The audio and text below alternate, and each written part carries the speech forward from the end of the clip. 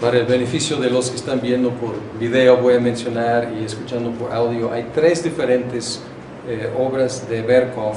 No son diferentes, más bien la teología sistemática, que es lo que estamos usando en este curso, y luego hay un manual de doctrina cristiana. Es un resumen de este grandote.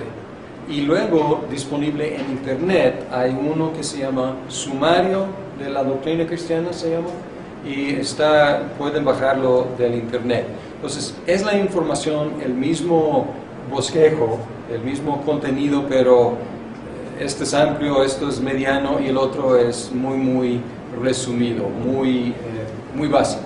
Entonces, pero pueden usar los 3 para comparar y para ver aclaraciones quizás más sencillas. Con la última conferencia terminamos lo que es la teología propia, que es el estudio acerca de Dios. Aunque usamos la palabra teología para referirnos a todos los temas, pero vamos a entrar en el tercer tema de este curso, que es la antropología, la doctrina acerca del hombre. En el Salmo 8:4, el salmista hace una pregunta, y es la pregunta que vamos a tratar de contestar de la Biblia. La pregunta es: ¿qué es el hombre? Y es una pregunta que todos nos hemos preguntado. ¿Qué es el hombre? O más específicamente, ¿qué soy yo como ser humano? Pero en el Salmo 8:4 no hace la pregunta en abstracción, ¿qué es el hombre? Pero hace la pregunta en referencia a Dios. Dice, ¿qué es el hombre para que en él pienses? Está orando a Dios. ¿Qué es el ser humano para que lo tomes en cuenta? Y aquí volvemos a la idea con que Calvino empezó su institución de la religión cristiana. El involucramiento inevitable del conocimiento de uno mismo y el conocimiento de Dios. Y está buscando el salmista saber cuál es o qué es el hombre en referencia a Dios. Por lo tanto, la cuestión antropológica es todavía una pregunta teológica. Y de hecho, todo lo que hacemos aquí va a tener su referencia con Dios. No queremos saber qué es el hombre en aislamiento, sino qué es el hombre en relación con Dios. Vamos a hablar de la creación del hombre y algunos elementos tenemos. Y podemos ver algunos elementos que tenemos en común con los animales. Nos parecemos a los animales en varios aspectos importantes. Un aspecto es que el hombre, igual que los animales, fue formado de la tierra. Y por lo tanto no debemos sorprendernos por las similitudes terrenales que existen entre animales y nosotros. En el 2:7 dice que, hablando de Génesis 2:7, dice que Dios el Señor formó al hombre del polvo de la tierra. Y luego también en el 2:19 menciona aquí, ¿dónde está? Entonces Dios el Señor formó de la tierra toda ave del cielo y todo animal del campo. Entonces formó de la misma masa, digamos. También es un ser viviente. Es una expresión en hebreo, es nefesh. Nefesh, en letras nuestras, es una transliteración, sería así. Cuando dice que el hombre llegó a ser un ser viviente, llegó a ser un nefesh. Pero dice que los animales también son lo mismo. Dice Génesis 2:7 que ya leímos, o sopló en su nariz hálito de vida y el hombre se convirtió en un ser viviente, un nefesh. Y también dice lo mismo acerca de los animales en 1:20. Dijo Dios que rebosen de seres vivientes las aguas, y es la misma palabra. Entonces los dos somos las dos somos seres vivientes en el mismo sentido. Y luego dice, otra semejanza que tenemos es que comemos de la tierra. Los animales comen de la tierra, 2.15, los seres humanos también comemos de la tierra.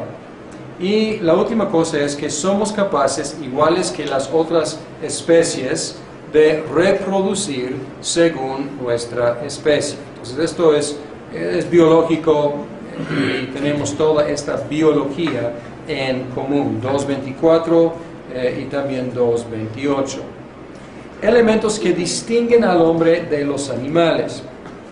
Dios creó a los animales por su palabra, pero al hombre en una forma más deliberada y más personal. Y en el 1.26 dice, hagamos al ser humano a nuestra imagen y semejanza, que tenga dominio sobre los peces del mar, etc. Y 2.7 vemos que por un lado fuimos tomados de la tierra iguales que los animales, pero luego el otro aspecto es que Dios sopló en la nariz de Adán el hálito, el aliento de vida. Entonces hay una distinción muy importante ahí. Dios hizo el molde para los animales, pero Dios fue el molde para los seres humanos. Y es una diferencia bastante importante. Dios fue el patrón o el tipo o el molde para crear al ser humano, a su propia imagen y a su semejanza. Más a fondo vamos a estudiar en la próxima conferencia qué quiere decir imagen de Dios. Pero vemos aquí que Dios fue el molde para el ser humano. Dios le dio al hombre dominio sobre el resto de la creación. Y en el 1:28 al 30 habla de sean fructíferos, multiplíquense, dominen los peces del mar, las aves del cielo, todos los reptiles, etc. A ningún animal dijo eso. Y también Dios le dio al hombre responsabilidad moral. Si consideramos la prueba, o más primero la prohibición y luego la prueba de no comer de cierto árbol, del árbol del conocimiento del bien y del mal, no puso prueba así a ninguna otra criatura, porque solamente el hombre y la mujer eran capaces de responder en un sentido moral, porque somos criaturas morales con responsabilidad moral. Los animales se portan según sus instintos, los seres humanos nos portamos según moralidad, o en muchos casos inmoralidad, pero esto es historia posterior. Y Dios vivificó al hombre entregándose a sí mismo directamente al hombre. Dios sopló en la nariz de Adán, y obviamente aquí tenemos algo de lenguaje poético, pero Él puso de su vida en la vida de Adán. Entonces se entregó a Adán en una forma muy directa. Por lo tanto, los seres humanos tenemos una dimensión horizontal, porque nos relacionamos con el resto de la creación y los animales, y nos parecemos a los animales. Y tenemos una dimensión vertical, porque nos parecemos a Dios y nos relacionamos con Dios. Nos relacionamos con la creación como parte de ella, y como primer ministro sobre ella, nos relacionamos con Dios como criaturas hechas a su imagen. Debemos anticipar desde la creación una dualidad en el hombre, una dualidad, un aspecto, una referencia horizontal y una referencia vertical. Pero tenemos que tener cuidado de no caer en un dualismo antagónico dentro del hombre, como una contradicción dentro del hombre, o una división hermética dentro del hombre en dos categorías distintas. debemos pensar que sí va a haber una dualidad, pero tener cuidado de no dividir al ser humano desmedidamente. Y esto nos pone en el siguiente tema de tratar de identificar o explicar algo de esta dualidad en el hombre. Primero, el hombre es cuerpo. El hombre fue creado material y su cuerpo era bueno en gran manera. ¿Se acuerdan cuando Dios terminó del sexto día? Miró todo lo que había hecho y consideró que era muy bueno. Vino la noche, llegó la mañana, fue el sexto día. Y había dicho que diferentes días eran buenos, luego terminó diciendo que era muy bueno, bueno en gran manera.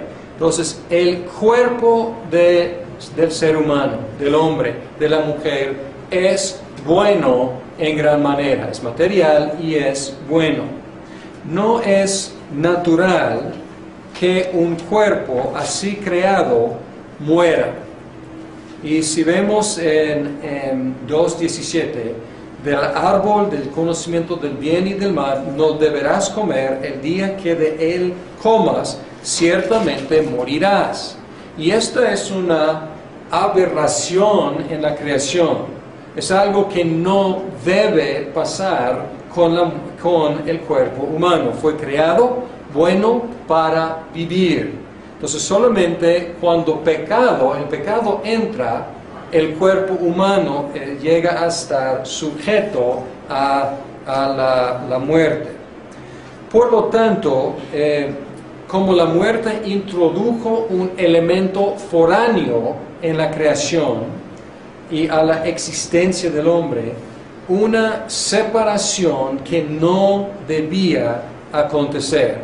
Esta separación de dos aspectos del hombre. El aspecto, podemos decir, corporal y el aspecto, podemos decir, espiritual. Y en la muerte hay una disolución de la unidad fundamental del hombre. Fundamental, una unidad con dos relaciones, horizontal y vertical. Pero no debemos desarrollar nuestras ideas acerca de la naturaleza de Dios tomando en cuenta primero esta desviación. Porque lo que debemos hacer es ver la creación en su plan original y tratar de discernir qué es el hombre. No por la intrusión, no por la desviación que causó la muerte. Porque la condición de estar desintegrada no es una condición natural para el hombre. Lo natural es que el hombre sea una entidad, una unidad. Entonces no es correcto decir que el hombre tenga un cuerpo. Muchas veces hablamos así, que tenemos un cuerpo. Pero preguntamos, ¿quién o quiénes? ¿De quiénes estamos hablando? El cuerpo soy yo. Tu cuerpo eres tú. Es más correcto decir que el hombre es un cuerpo que decir que el hombre tiene un cuerpo. Y el decir que el hombre tiene un cuerpo es un poco gnóstico, es un poco dualista, no dualidad, pero dualismo, y actuar como lo que realmente es el hombre, no es el cuerpo. Y en algunas ideas de gnósticas, sobre todo, lo que el hombre debe hacer y tiene que hacer es escapar de la esclavitud a su cuerpo, porque el cuerpo se considera como algo malo. No. En la creación el cuerpo es bueno, el hombre es un cuerpo, la mujer es un cuerpo. Nuestro servicio a Dios es corporal. Piensen en Romanos 12, 1 y 2, y ¿qué dice ahí? Que nuestra adoración espiritual o racional es que presentar nuestros cuerpos a Dios como sacrificios vivos. Nuestra salvación es corporal. En Romanos 8:23 habla de que estamos anticipando nuestra adopción. Ya hemos sido adoptados, pero hay una faceta que todavía no. Dice, estamos aguardando nuestra adopción como hijos, es decir, la redención de nuestro cuerpo. Entonces, nuestra redención no es escapar del cuerpo, nuestra redención es corporal. Y nuestra eternidad es corporal. Si leemos en 1 Corintios 15, la gran parte de este capítulo tiene que ver con la resurrección del cuerpo y la investidura del cuerpo con inmortalidad. Lo cierto, versículo 20, lo cierto es que Cristo ha sido levantado de entre los muertos como primicias de los que murieron. De hecho, ya que la muerte vino por medio de un hombre, también por medio de un hombre viene la resurrección de los muertos. Pues así como en Adán todos mueren, también en Cristo todos volverán a vivir. Y luego habla del cuerpo que va a volver a vivir. Y este es un aspecto del hombre. Y el otro aspecto es que el hombre es alma, o si quieren, el hombre es espiritual. El hombre se relaciona con Dios como imagen de Dios, teniendo dentro de él el hálito de vida divina. Podríamos multiplicar aspectos del ser humano. Cristo habló de 4, que debemos amar a Dios con todo, ¿qué? El alma, con toda la mente, con todas las fuerzas y con todo corazón. Sí, gracias. Entonces, hablo de 4. Podríamos agregar que el hombre es mente, el hombre es corazón, el hombre es carne, el hombre es espíritu, es alma. Podríamos multiplicar, y la Biblia utiliza diferentes referencias para describir al hombre.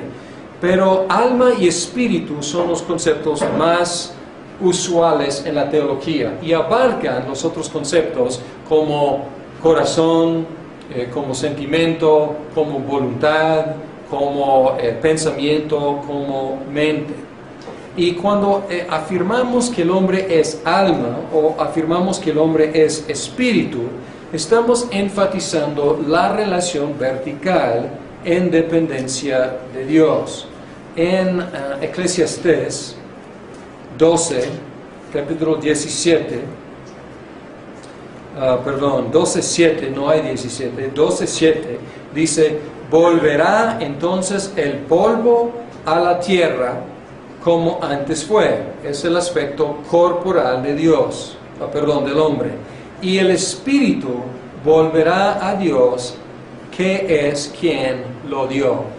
Pues aquí vemos una disolución en la muerte, y el capítulo 12 habla de la muerte. Entonces, en la disolución de la unidad fundamental del hombre, un aspecto del hombre vuelve a su origen, y el otro aspecto del hombre vuelve a su origen también. La conclusión de todo esto es que el hombre es una unidad con 2 dimensiones.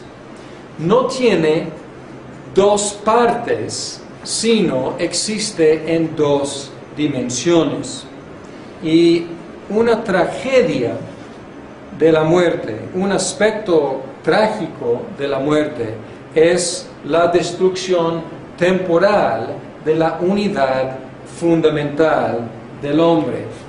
Y una ilustración que podríamos utilizar es que cuando hablamos del hombre, muchas veces la gente concibe del hombre como 2 partes herméticas y piensan en la muerte como algo casi natural, y hablan de la muerte en términos hasta positivas, porque hablan del descanso, el escape de las cosas de la carne, y hablan de muchas veces en los funerales, como desprecian el cuerpo del ser humano y exaltan el otro aspecto que es el espíritu.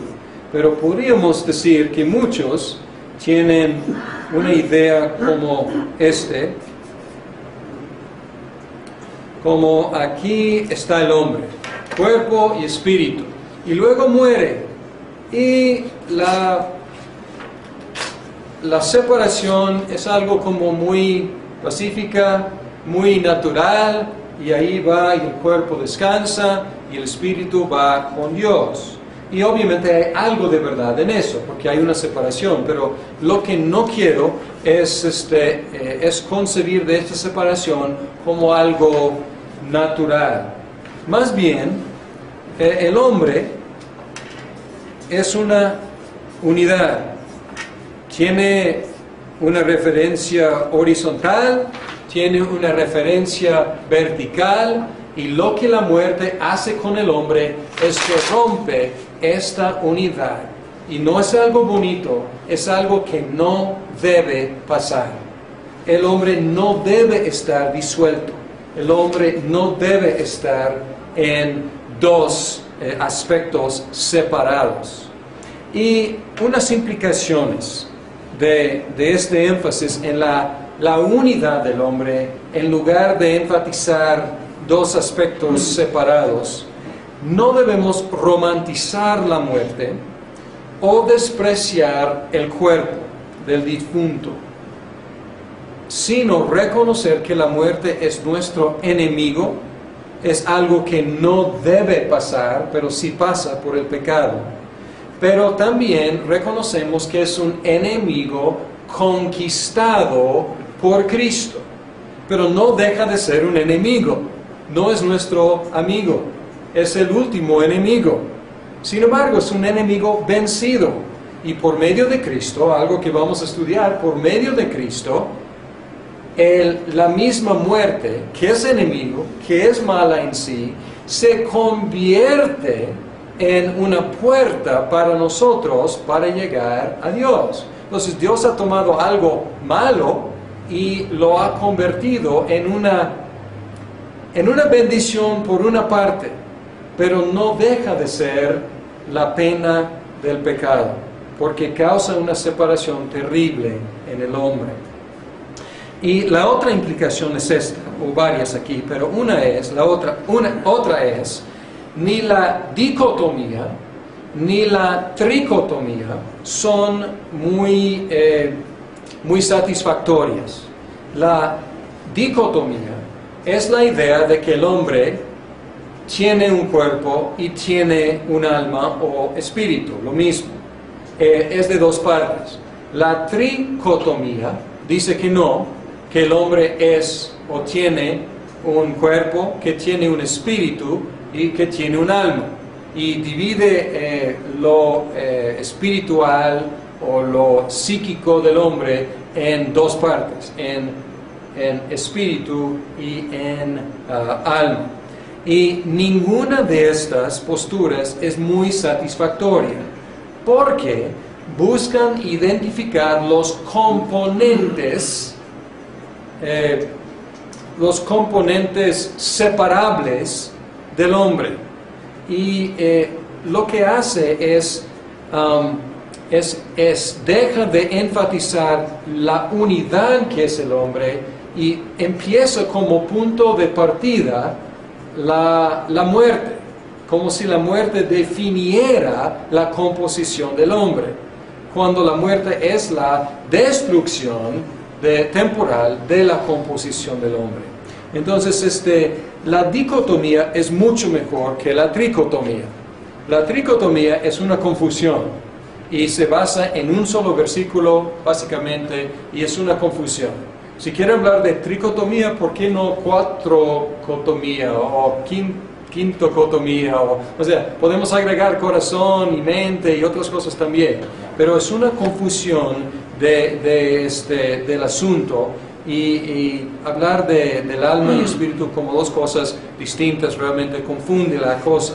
La dicotomía es mejor, porque desde la creación hay una dualidad.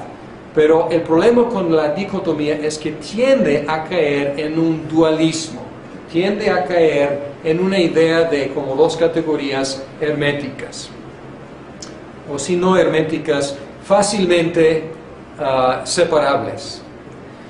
Otra implicación de este énfasis que estoy haciendo en la unidad del hombre es esta. El debate entre creacionismo y traducionismo no es muy fructífero, porque la idea es, o la pregunta es, ¿de dónde viene el alma? Y desde la pregunta podemos ver que están tratando de buscar el origen de un componente del hombre, como si pudiéramos considerar ese componente en aislamiento. Y ni pensaríamos mucho en ese componente como separado si no fuera por la muerte. Entonces no debemos tomar la muerte como el paradigma. Creacionismo dice que Dios crea cada alma. En el momento de, digamos, concepción, que Dios en ese momento crea un alma nueva, y como la conecta, la injerta en el cuerpo concebido en el vientre de la madre. Y el traducionismo dice que el alma es propagada por generación ordinaria. Y si han leído esa sección de Berkhof, encuentran ahí que los reformados están divididos y que cada una de estas posturas llega a problemas inexplicables. Y yo digo, y no soy yo que esté diciendo esto solo, pero estoy convencido de que el problema es que están haciendo una pregunta no muy fructífera. ¿De dónde viene ese componente del hombre?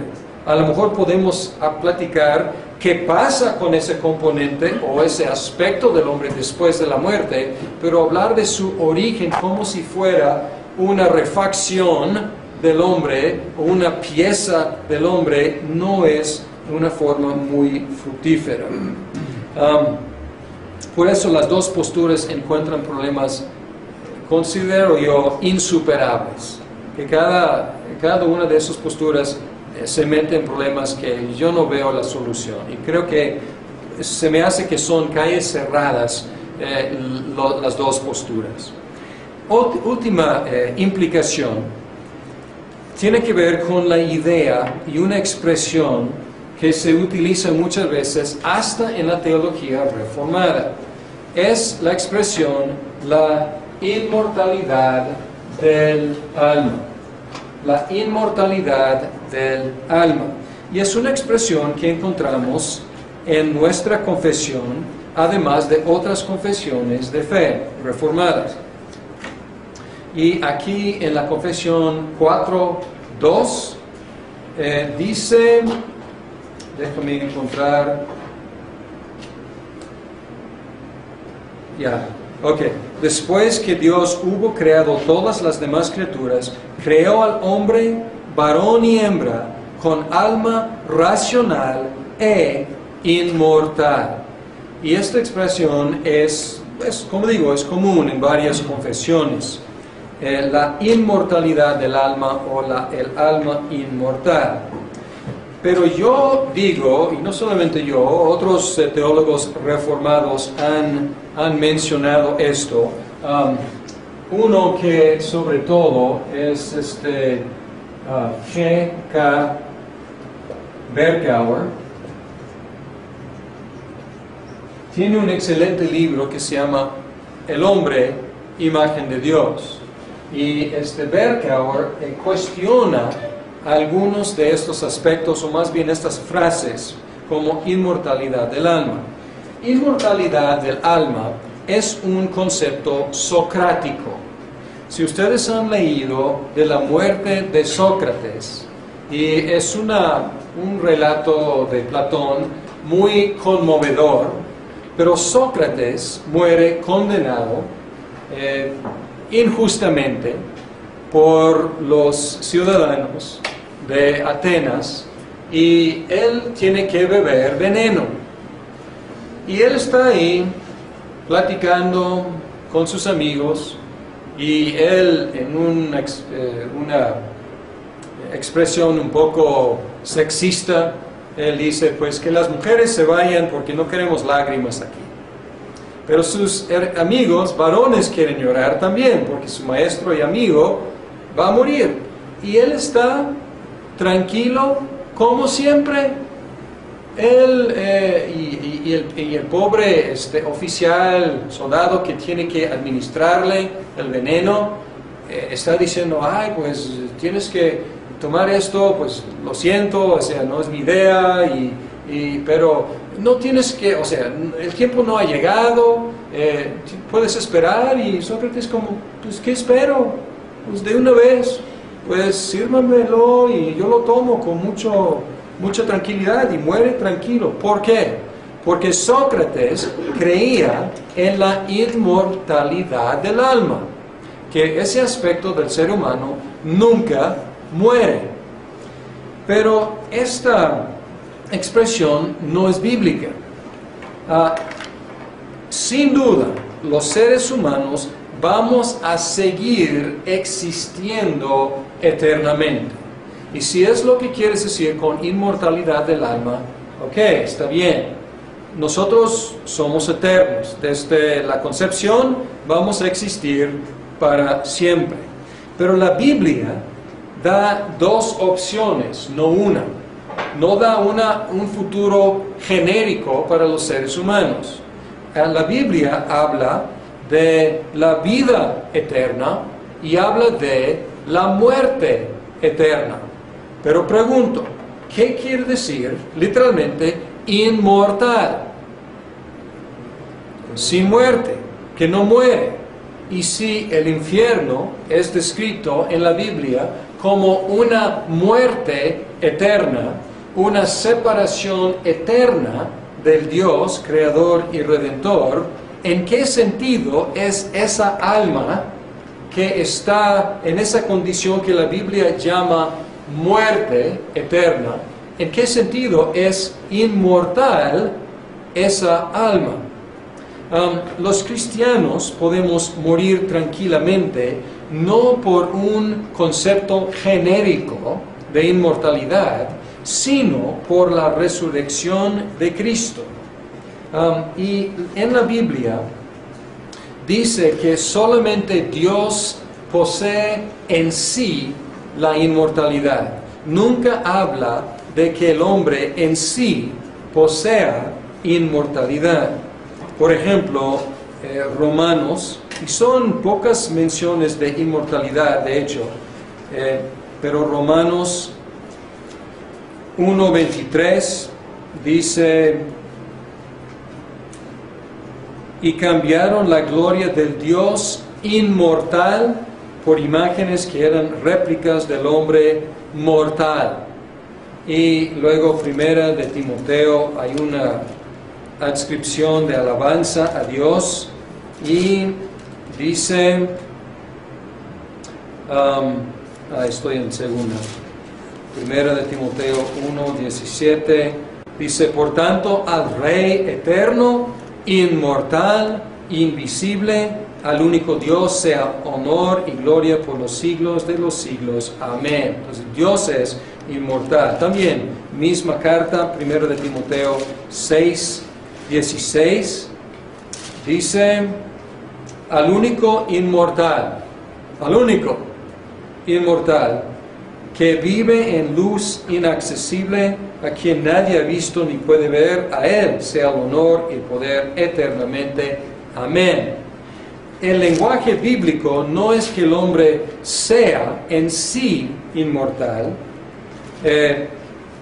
sino, si el hombre no hubiera pecado, habría seguido inmortal, sin muerte, pero después de haber entrado el pecado, el lenguaje bíblico no es que el hombre sea inmortal como una característica nativa en sí, porque la paga del pecado es muerte, ya que el pecado ha entrado, el lenguaje bíblico es que el hombre va a recibir, y aquí el hombre cristiano, la mujer cristiana, va a recibir la inmortalidad en un momento futuro, cuando Cristo regrese.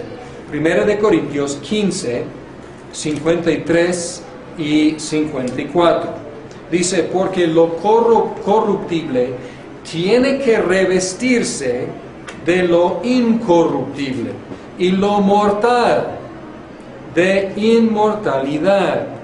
Cuando lo corruptible se revista de lo incorruptible y lo mortal de inmortalidad, entonces se cumplirá lo que está escrito: la muerte ha sido devorada por la victoria. Pero está hablando de un evento futuro, cuando Cristo venga y nos revista de inmortalidad. Es algo que todavía no ha pasado.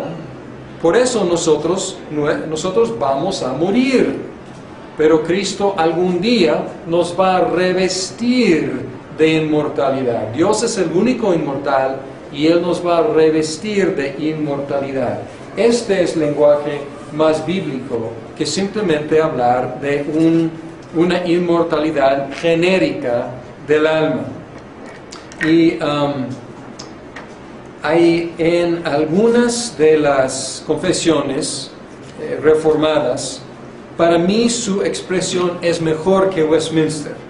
Por ejemplo, en la confesión escocesa habla de entonces firmemente creemos que llegará el tiempo de restituir y renovar todas las cosas, de modo que aquellos que desde el principio sufrieron violencia, injurias e injusticia por causa de la justicia, heredarán la bendita inmortalidad, y a ellos prometida desde el principio. Este es el párrafo 11 de la confesión escocesa. Y aquí también en el párrafo, es el último párrafo, el capítulo 25, dice: por el contrario, quienes perseveran en hacer el bien hasta el fin, resueltamente confesando al Señor, recibirán gloria y honor e inmortalidad, como algo futuro. Y también la confesión belga, en su artículo 20, dice, la última frase, dice, y ha derramado su bondad y misericordia sobre nosotros, que éramos culpables y dignos de condenación, entregando su Hijo hasta la muerte por nosotros, movido por un amor muy perfecto, resucitándole para nuestra justificación, para que por Él tuviéramos inmortalidad y la vida eterna. ¿Y cuál es mi queja? Y como digo, no es mía, pero estoy endeudado con otros teólogos como Berkouwer. No quiero que estemos ofreciendo a la gente inmortalidad genérica. El Evangelio ofrece al pecador mortal la promesa de la inmortalidad, no como algo inherente en su alma, sino como el resultado de la obra redentora de Cristo, quien murió y quien resucitó para que algún día seamos revestidos de inmortalidad. La doctrina acerca del hombre. En el Salmo 8:4, el salmista hace una pregunta, y es la pregunta que vamos a tratar de contestar de la Biblia. La pregunta es: ¿qué es el hombre? Y es una pregunta que todos nos hemos preguntado. ¿Qué es el hombre? O más específicamente, ¿qué soy yo como ser humano? Pero en el Salmo 8:4 no hace la pregunta en abstracción, ¿qué es el hombre? Pero hace la pregunta en referencia a Dios. Dice, ¿qué es el hombre? Para que en él pienses. Está orando a Dios. ¿Qué es el ser humano? Para que lo tomes en cuenta. Y aquí volvemos a la idea con que Calvino empezó su institución de la religión cristiana: el involucramiento inevitable del conocimiento de uno mismo y el conocimiento de Dios. Y está buscando el salmista saber cuál es o qué es el hombre en referencia a Dios. Por lo tanto, la cuestión antropológica es todavía una pregunta teológica. Y de hecho, todo lo que hacemos aquí va a tener su referencia con Dios. No queremos saber qué es el hombre en aislamiento, sino qué es el hombre en relación con Dios. Entonces, es la información, el mismo bosquejo, el mismo contenido, pero este es amplio, esto es mediano y el otro es muy resumido, muy básico. Entonces, pero pueden usar los tres para comparar y para ver aclaraciones quizás más sencillas. Con la última conferencia terminamos lo que es la teología propia, que es el estudio acerca de Dios. Aunque usamos la palabra teología para referirnos a todos los temas, pero vamos a entrar en el tercer tema de este curso, que es la antropología.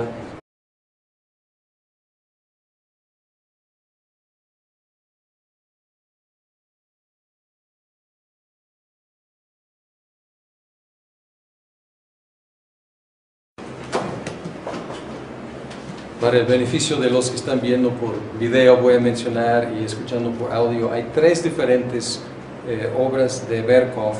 No son diferentes, más bien la teología sistemática, que es lo que estamos usando en este curso, y luego hay un manual de doctrina cristiana. Es un resumen de este grandote. Y luego, disponible en internet, hay uno que se llama Sumario de la Doctrina Cristiana, se llama, y pueden bajarlo del internet.